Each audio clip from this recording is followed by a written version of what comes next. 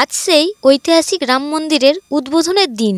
আর এই শুভ দিনে শ্রীরামের বিগ্রহের প্রাণ প্রতিষ্ঠার উৎসব আর কিছুক্ষণের মধ্যেই শুরু হয়ে যাবে। শুধু ভারতের মানুষ নয়, গোটা পৃথিবীর মানুষ এই মন্দিরের সূচনার জন্য আর অপেক্ষা করতে পারছেন না। ইতিমধ্যেই বেশ কিছু ঘটনাও ঘটেছে অযোধ্যায়। পাশাপাশি মন্দির কর্তৃপক্ষের তরফে অনেক ধরনের ঘোষণা করা হয়েছে। তবে এই মন্দিরের আসল বিবরণ হয়তো বেশি কেউ জানে না। এমন কিছু তথ্য আমাদের সামনে এসেছে যা আপনাদেরও সবার জানা দরকার। শুধু তাই নয়, জানলে আপনারাও চমকে উঠবেন। এরকম জিনিস গোটা পৃথিবীর মানুষ হয়তো আগে কখনো দেখেনি। তাহলে আসুন সেই বিষয় সম্পর্কে জেনে নেওয়া যাক। ভিডিওটি শুরু করার আগে আপনারা যারা এই চ্যানেলে নতুন তারা অবশ্যই চ্যানেলটি সাবস্ক্রাইব করবেন এবং ভিডিওটি দেখে যদি ভালো লাগে তাহলে অবশ্যই একটি লাইক করবেন এবং কমেন্টে পুরো শ্রদ্ধার সাথে লিখবেন জয় শ্রীরাম। আজকে আপনারা জানবেন যে কি ব্যবস্থা হয়েছে মন্দিরের ভিতরে। বন্ধুরা, কয়েকদিন আগে রাম জন্মভূমি অযোধ্যায় গিয়ে নতুন বিমানবন্দর এবং নবরূপে সজ্জিত রেল স্টেশনের উদ্বোধন করে এসেছেন প্রধানমন্ত্রী নরেন্দ্র মোদী। অযোধ্যায় যোগাযোগ ব্যবস্থা অনেক উন্নত করা হয়েছে। কেন্দ্রের তরফে জানানো হয়েছে, অযোধ্যায় রাম মন্দিরে ভগবান রামের প্রাণ প্রতিষ্ঠার পর প্রথম 100 দিনে 1000টি ট্রেন চালানো হবে। এবার নিঃসন্দেহে ভক্তদের ভিড় সীমা ছাড়িয়ে যাবে। সেই সমস্ত দেখাশোনা করতে প্রশাসন তৈরি। কিন্তু এরই মধ্যে পাওয়া গেল মন্দিরের ভিতরের বেশ কিছু তথ্য।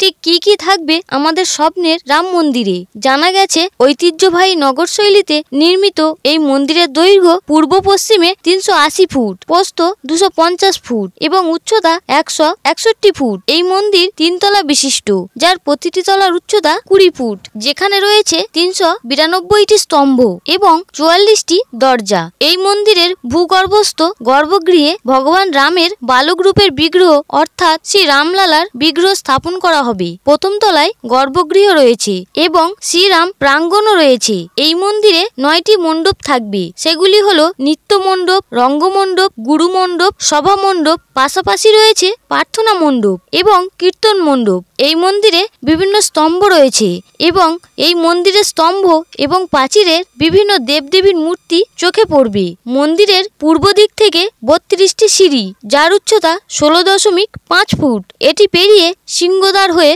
মন্দিরে প্রবেশ করতে হবে। এই মন্দিরে থাকবে দিব্যাঙ্গ এবং প্রবীণদের জন্য লিফটের ব্যবস্থা।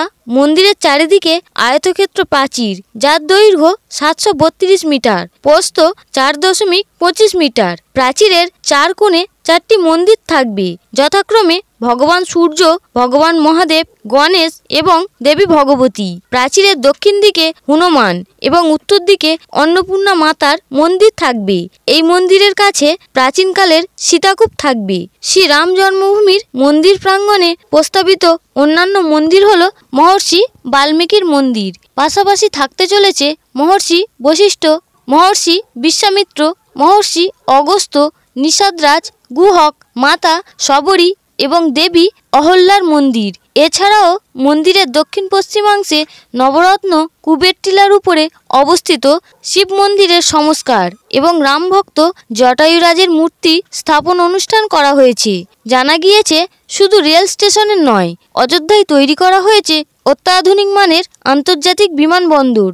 2 বছরেরও কম সময়ের মধ্যে তৈরি করে ফেলা হয়েছে মহর্ষি বাল্মীকি আন্তর্জাতিক বিমানবন্দর।